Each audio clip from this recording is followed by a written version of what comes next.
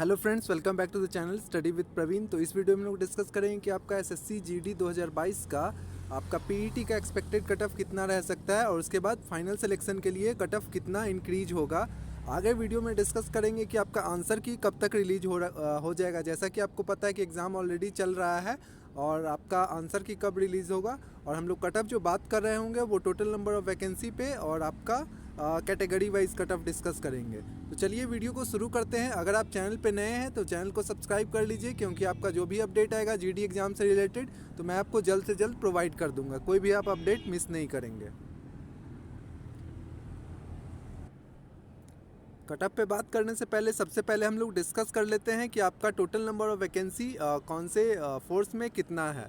तो देखिए, अगर अब हम लोग देखें कि आपका बीएसएफ में कितना वैकेंसी है फॉर मेल तो 17,650 है। सिमिलरली फीमेल के लिए 3,115 वैकेंसी है। सीआईएसएफ में 5300 के अराउंड वैकेंसी है और सीआरपीएफ में 10,000 वैकेंसी है और फीमेल में 580 है।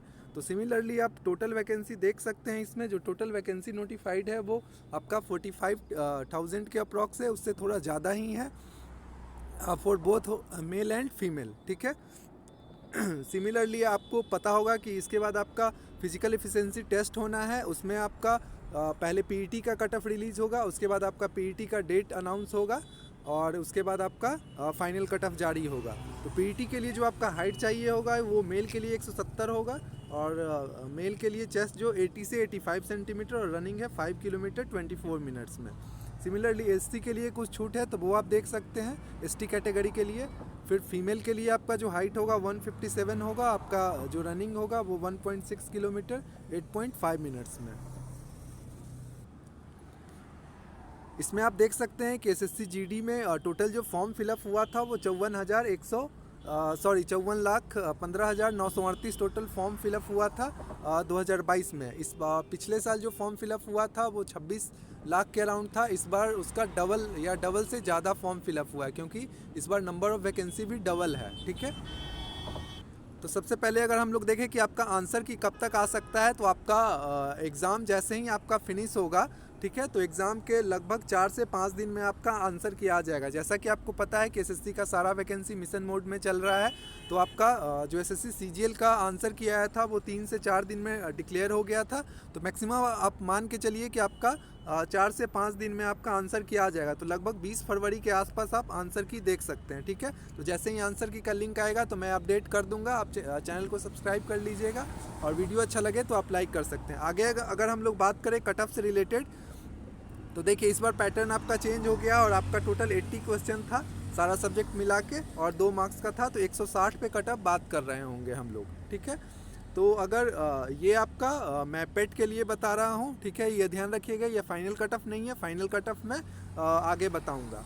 तो अगर यूआर में आपका 88 मार्क्स बन रहा है तो आप सेफ फील कर सकते हैं। ठीक है। ये नॉर्मलाइज्ड मार्क्स के बेसिस पे है। ठीक है। ओबीसी आपका 83 मार्क्स है तो आप पेट के लिए आपको मौका मिल सकता है। ईडब्ल्यूएस का सिमिलरली 81, एससी में आपका मेल कैटेगरी में 72 और एसटी में 65। ठीक है। तो मेल कैटेगरी में कुछ इस तरह आपका कट ऑफ रह सकता है एसएससी जीडी का। अब चलिए फीमेल कैटेगरी का देखते हैं। फीमेल कैटेगरी का अगर हम लोग देखें तो यूआर कैटेगरी का आपका जो कट ऑफ रह सकता है वो 82 के अप्रॉक्स रह सकता है। ओबीसी का बात करें तो 78 रह सकता है। ईडब्ल्यूएस का आपका 77 रह सकता है। एससी का आपका 68 रह सकता है और एसटी का अगर हम लोग देखें तो आपका जो कट ऑफ रह सकता है वो 62 रह सकता है।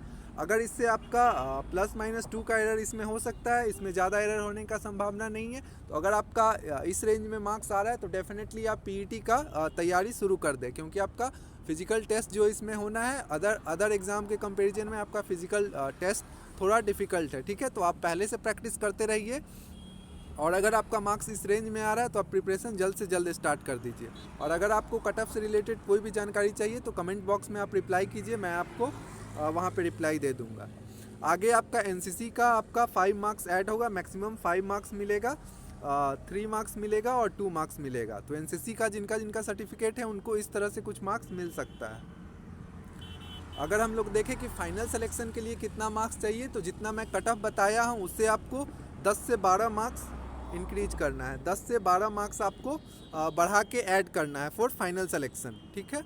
और ये आपका जो फाइनल सिलेक्शन डिपेंड करेगा वो आपको हर एक फोर्स का अलग अलग फाइनल सिलेक्शन के लिए कट ऑफ जारी होगा, और आपका टोटल नंबर ऑफ सीट्स उस कैटेगरी में कितना है उस पर डिपेंड करेगा, ठीक है। तो मैं आगे के वीडियो में जैसे ही आपका आंसर किया आएगा और उसके बाद आपका आंसर किया आएगा, उस बेसिस पे मैं आपको ज़्यादा और सटीक और डिटेल एनालिसिस लेकर आऊँगा फाइनल कट ऑफ के रिगार्डिंग। तो जैसे मान लिया जाए कि अगर आप फीमेल कैटेगरी के हैं और आपको लगाना है कि कितना फीमेल कैटेगरी का फाइनल तक पहुंचने के लिए हो सकता है, तो आप इसमें 10 मार्क्स और ऐड कर लीजिए, ठीक है। तो आपका लगभग जो मार्क्स अगर आपका 92 के आसपास अगर फीमेल यूआर में है, ठीक है, 92 टू 93, तो आप डेफिनेटली फाइनल सिलेक्शन तक पहुंच सकते हैं। सिमिलरली ओबीसी में अगर हैं तो अगर आपका मार्क्स 90 के अप्रॉक्स बन रहा है तो आप फाइनल सिलेक्शन होने का बहुत ज़्यादा चांसेस है, ठीक है। इस बार टोटल नंबर ऑफ सीट्स आपका बहुत ज़्यादा हाई है, इसलिए अगर आपका जितना मैं कट ऑफ बता रहा हूँ उससे 2-3 मार्क्स अगर नीचे भी है तो आपको बहुत ज़्यादा हाई चांसेस बनेगा कि आप फाइनल सिलेक्शन तक पहुँच सकते हैं, ठीक है। तो ऐसा कभी मत सोचिए कि आपका थोड़ा कम मार्क्स बना है तो सिलेक्शन से आप पीछे चले गए हैं, क्योंकि इस बार बहुत सारा अदर वैकेंसी भी, जैसे बहुत सारे कैंडिडेट एसएससी जीडी का भी एग्ज़ाम दे रहे हैं, एमटीएस का भी दे रहे हैं, पैरेलली सीएचएसएल का भी दे रहे हैं, सीजीएल का भी दे रहे हैं। तो अगर उनका हायर पे स्केल में अगर सिलेक्शन हो जाता है तो वो जीडी ज्वाइन नहीं करेंगे, ऑब्वियस सी बात है। तो बहुत सारे लोग पीईटी स्किप करेंगे, तो फिर आपको मौका मिल सकता है। तो अगर कुछ इस तरह से आपका मार्क्स बन रहा है तो आप डेफिनेटली रेस में हैं और आप पीईटी का प्रिपरेशन जारी रखें। ये आप यहाँ पे देख सकते हैं जो आपका एसएससी जीडी 2021 का जो वैकेंसी आया था उसका फाइनल सिलेक्शन के लिए फीमेल कैंडिडेट के लिए आपका जो कट ऑफ गया था फॉर फाइनल सिलेक्शन, पिछले बार आपका 100 मार्क्स का हुआ था, इस बार आपका 160 में 160 मार्क्स का हो रहा है, ठीक है। तो जो फाइनल सिलेक्शन हुआ था फीमेल कैटेगरी में एसएसएफ के लिए, फोर्स के लिए, वो आपका जो ईडब्ल्यूएस का था वो आपका 67.7 गया था, ठीक है। सिमिलरली आपका ओबीसी का 70 गया था और यूआर का 72 गया था।